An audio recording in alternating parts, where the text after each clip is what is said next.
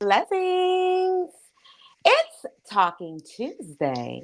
And of course, on Talking Tuesday, where we love to talk so damn much on Tuesday. Aye.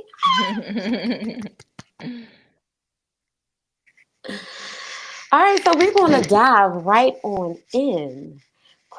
Queen, our co-host, our Atlanta co-host, welcome Hello, hello, hello, fellow people of the Commonwealth. Hello. I love it. We're gonna do this today. So, Queen, what are we talking about today? Today, we're talking about Kiki Palmer's interview on the podcast Club Shay Shay. Shay Shay. It's like when I hear his name, it's like it do make me want to just. It's like a little shimmy. Shay Shay. It's just fun. I really absolutely love the show. I love what he's doing. And I love absolutely the whole Kiki Palmer. She became a millionaire at 12. So we did part one, part two. Now we are on our last part three, where we are sharing some hefty information. She getting real hefty, and I'm really enjoying how she is really becoming a woman and the profound Yes. words that she's sharing and what she's speaking about. Um, so let's kind of like go to when she starts talking about being a part of someone's life, and she starts to talk about things that she's careful on speaking with, and the discipline and the sacrifice and the reward. Okay. Can you begin? Oh, sure. Me. Why? Ah, yay. All right. So Shay Shay goes into asking her a few questions that she really starts to get real deep. And it starts to go from this Kiki that we always loved and known, and everyone praised her for, but they never really knew the Kiki story. And, so Shay Shay goes into a, oh, I don't know if I want to jump all the way down to there. Okay, so she talks about her purpose. Let's talk about that. And Shay Shay asks her about her purpose and how she feels, concerning her just growing up and being who she is now. And she goes to say that she never really she didn't have no confusion on her purpose, and she didn't have no confusion on why she's here. Like, she knows why she's here, she knows what she has to do, and she's ready to set out on that journey. And then she goes into talking about the money that she made with her father, and how her father said, well, Kiki says, well, I make the money. Okay. And when she says, hey, I make the money, and Kiki father, like, listen, it's more to just what she said. She said he said it's so calm, and there's more than to a man on just making money. And she There's said, more to taking care of a family than making there we money. go, there we go. And she said he just said it so calm and walked off. She said she just like, and he walked off. But she said then on, that's how she knew, like, this is what my purpose is, and she had strong male figures in her life to be able to set that page to say, Kiki, like, this is what you got to do. She like, I'm swinging on this staircase. I'm doing this. I'm doing all of these things. And her grandfather and her uncles and her, everyone more so cheered her on to say, hey, these are these alpha things that I'm doing. These are these strong things that I'm doing. And, so it really knew for her then, like, this is my purpose and this is where I set off to be and how to keep living. Then she also goes into being patient and how patient is high on the list for her. And she speaks about her book and the mastery of it and refraining with it and moving on. Like, I was really in this interview, girl. I was like, wait a minute. Like, because she really just talked a lot about what no one knew. Everyone thought she was just this little Kiki and, Keela and the Bee. And she grew up and they like, wait a minute. She actually has an opinion. Wait a minute. She actually has substance to move forward and becoming this person that she is now. So let's go a little bit into her father and how her father shared, like, is more than taking responsibility of a family than more than making money. So kind of like dive into a little bit more of that scene where she really has this in-depth conversation with her father. Yeah, because I think she was talking about how people around her were getting in her head, trying to separate her from her family because they really wanted to be in control of her. Um, and so someone told her that, like, I'm pretty sure. So when she said that to her dad, that was coming from someone else. And I feel really bad for her. Like, I'm not even mad at her. I'm glad that he was very kind with, and I think that's part of the reason why he was kind with it because he knew that was not his daughter. That was someone trying to infiltrate his daughter's mind. Um, I think if she repeatedly started going down that path, then they would have had a hard conversation with like her mom and stuff. But I'm really glad that she immediately understood that one, she hurt her dad's feelings, and two, because you don't, I mean, like, I'm sure it was hard on his psyche at first anyway to know that his daughter's finances is the one that was making their living, like, not his. Like, guys are told all the time that was their responsibility. Um, so he knew the sacrifice that he made so that she could live her dreams. And it's like, don't throw that back in my face, you know? And I feel like children in inadvertent ways have all done that. We've all done that. So I'm definitely not like pointing at her because it can be as simple as like, oh my gosh, like, why do you got this house? My friends have that house. Like, you go over your friend's house and you're like, well, you don't know. Like, your parents aren't going to tell you, especially as a child, I come from this background and this house is a blessing.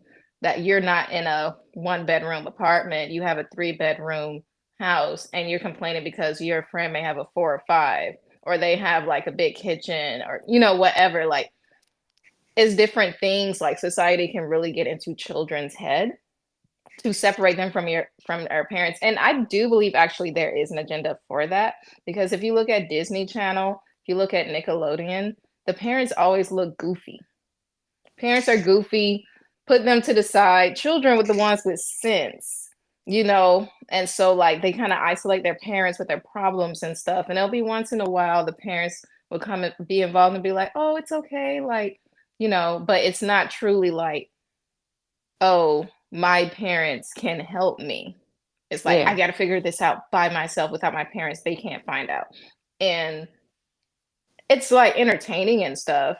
And people may say, oh, it's not that deep, but to me it is deep if it's in almost every single TV show, kids show, even cartoons. A lot of it's not like a, okay, let's sit down around the dinner table and talk about it, or where that's normal. So I definitely don't blame her. It's kind of embedded in our society and the people she was probably around.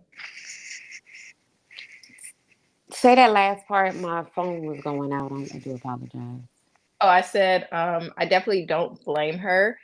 It's embedded in our society for kids to learn not to trust their parents. And what did I say? Because I be talking and then it No, goes. but that was good. No, no, no. I just needed the end part because I'm clicking. I was clicking things on the phone.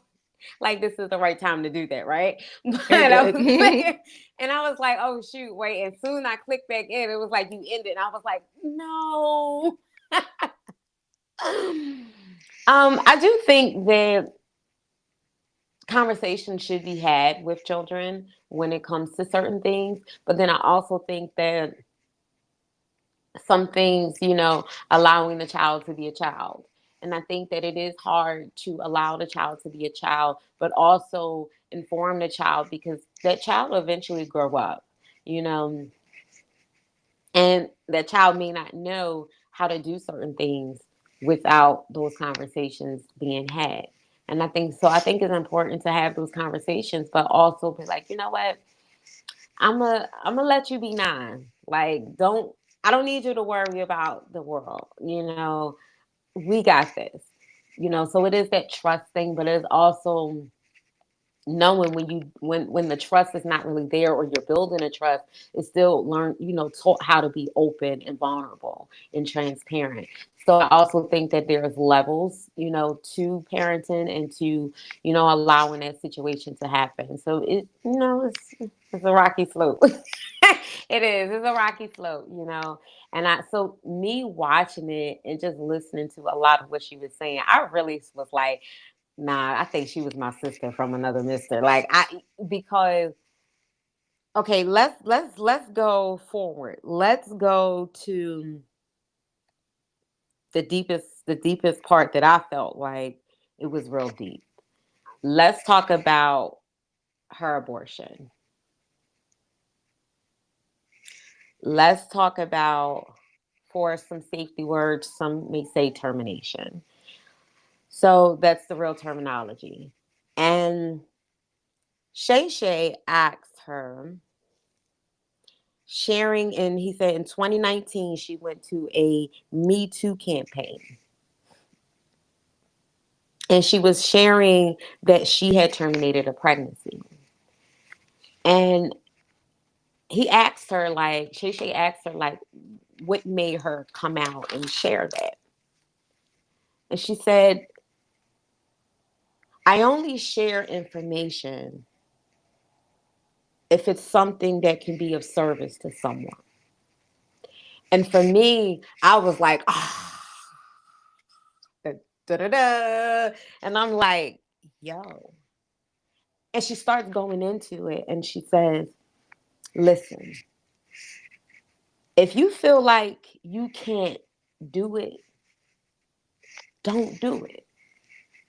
And I'm sure she got a lot of backlash from that in so many different levels. And she said, because it's a disservice to the child and myself. And I just was like, I'm so thankful someone in the world said this, because it is a hard topic. It is something that is very controversy. You have some people that may feel like it's a choice. You may, people may feel like it's not a choice. This is something that I can't do. This is something costly. But all I'm gonna say is, mm, Kiki, thank you for sharing it. Let me just openly say that, because me watching that was just like, wow. I'm so thankful that you shared and opened that, because it allowed me now in this moment to share mine, and to be able to share what sometimes women go through that no one really wants to speak about because it's too taboo. We can't talk about the choices of whether if it was a choice with us, or something that happened, and we weren't able to control it. I feel like these are topics we should talk about: health and wellness, and woman wellness, and breast cancer, and abortions. And we should talk about these things, because your daughter, and your daughter meaning you, meaning anybody watching, your daughter could be going through this and really don't have no one to turn to, where it's just like, damn. But if we just put this so taboo on the table, that really women can really heal from a lot of things, and not really take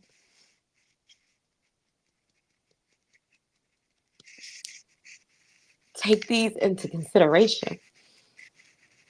Because it's not only the woman that goes through it, the man goes through it in his own space as well. But again, we don't talk about even when the men may go through it. I feel like these are topics that need to really be talked about in the home, because they're happening in the home. So as I gather my emotions, you can go ahead and talk a little bit more about this. Absolutely. Yeah. It's a very hard it's a very hard topic. Um mm. I even though she said it in 2019, I actually was not aware. that she had spoke about it before. Because usually when Kiki, when she announces something or when she's doing something, I'm like, I enjoy her as a person and what she does. So I was surprised. I was very surprised. And I realized I do not me getting emotional. I realized I held her kind of on a mantle. So I was very surprised. Um,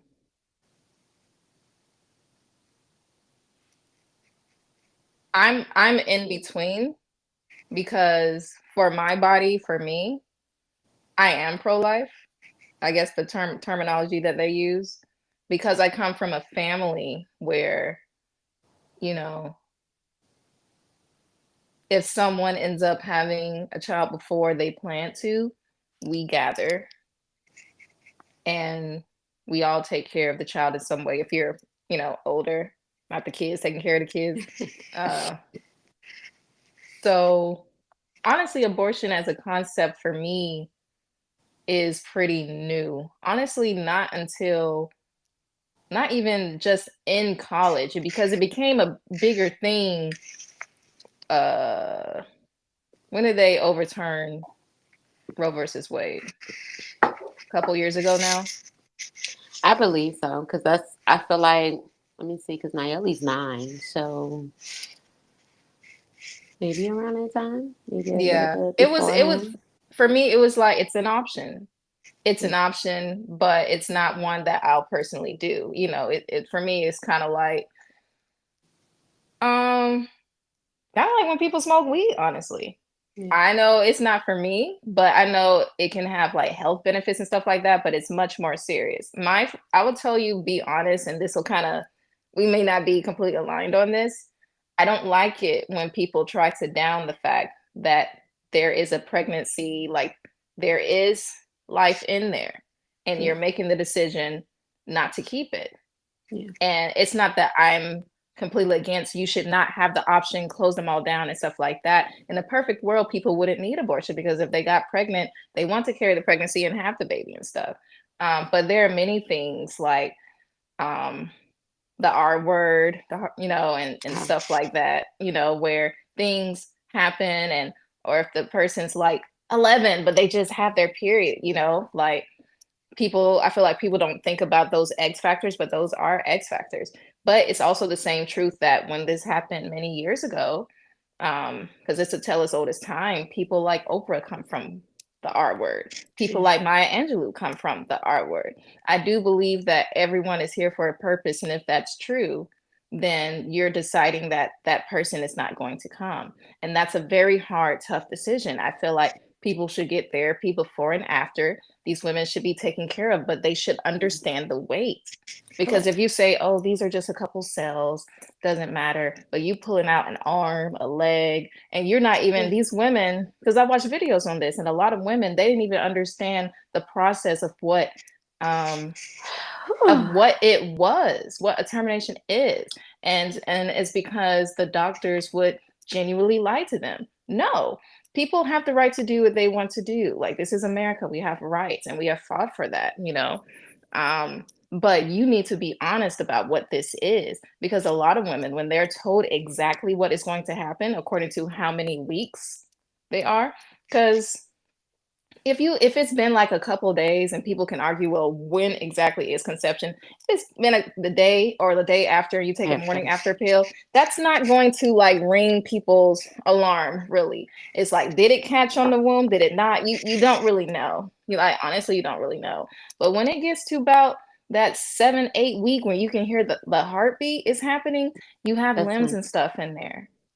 And so you have to make that decision. It's your decision, but be honest with these women.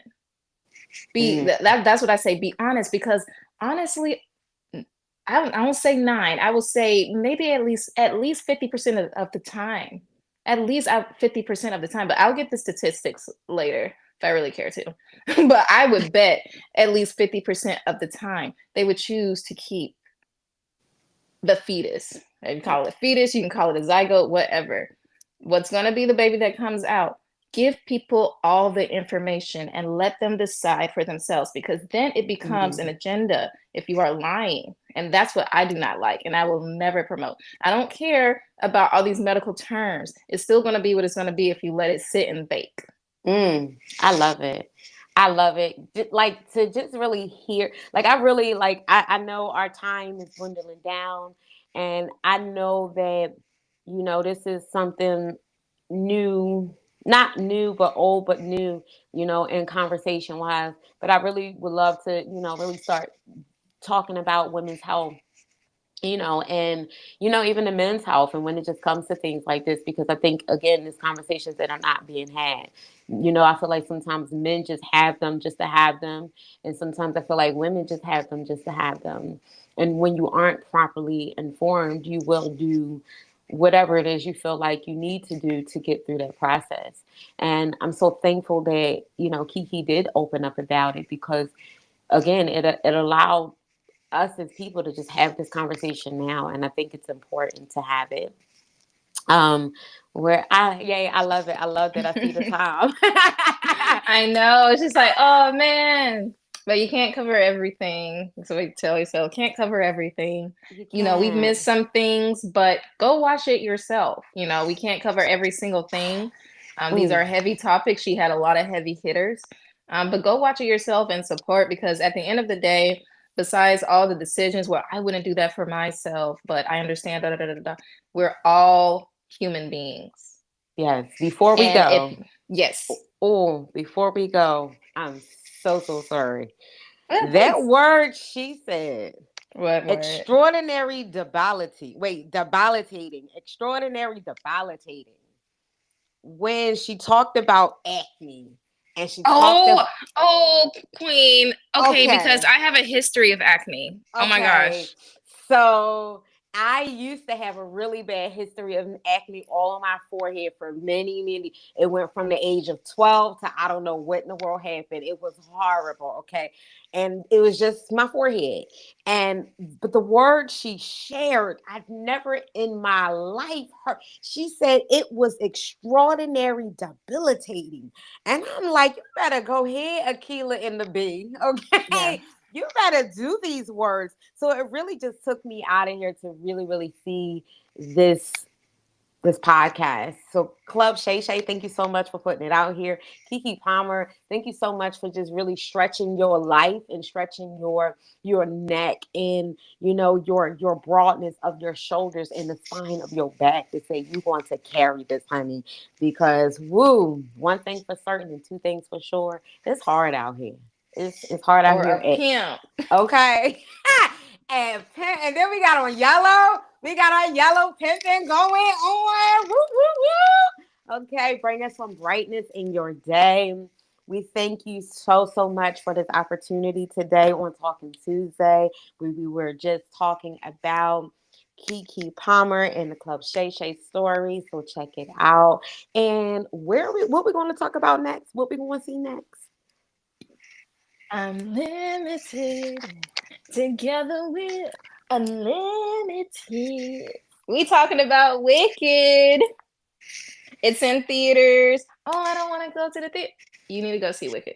Just go see Go it. see Wicked. Go see it on a Tuesday. Like Queen, she said she's going to see it on a Tuesday so she can get that Okay. discount. Oh, Okay, it's today. Go see it two today. either $2 Tuesday or Thursday or something. Okay, whatever. Something. Okay, go hit Wicked. the movie theaters. Wicked. We will be talking about Wicked this weekend. Well, I'm sorry, next Talking Tuesday. So make sure you check it out. Okay, put them babies to bed. Okay, go get a little late matinee, you and your babe. Okay, go ahead. Okay. But thank you so much for today. Today is Talking Tuesday. Check out our A Cousins coming up shortly. Them artists, inventors, engineers, and entrepreneurs. That's what we do out here. Thank you so much for joining the QJS show, formerly known as the Queen Juicy Shake Show. Where we love to talk so damn much on Tuesday. And you know how we do it. What we do? What we do? Can we Well, do when it? you say the words, when you say the words. Ah! Oh, you froze. Now you freeze, phrase. Not me not speaking. Not you freezing. Freeze, froze, phrase. There we are. There we are. There we go. Where you go?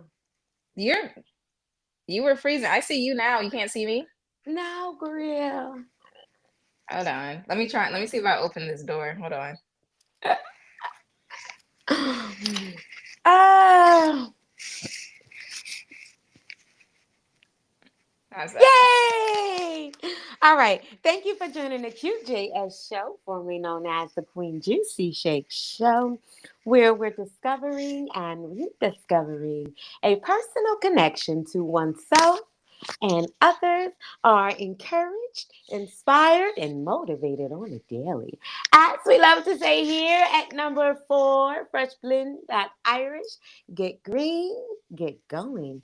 Peace, love, and always Ashayam.